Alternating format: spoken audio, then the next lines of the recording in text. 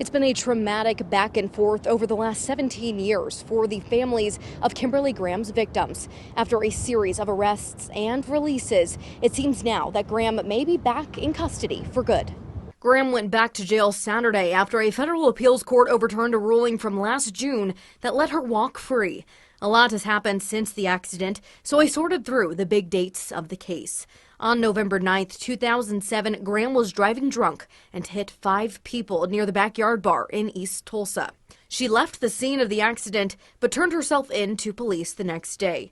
A year and a half later, a court found her guilty of 5 counts of first-degree manslaughter and for leaving the scene of the crime. In September 2009, Graham was sentenced to 107 years behind bars.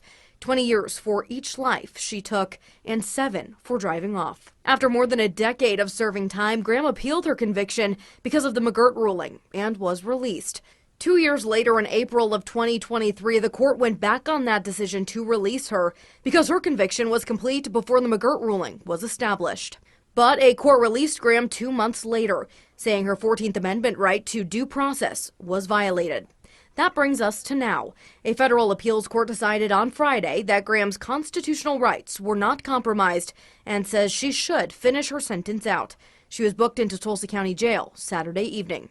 For the victims' families, that is all that they've wanted this whole time. We were given this conviction and she was sentenced, and that's all we're asking is for her to serve her time. I mean, I feel like it's the least that she can do.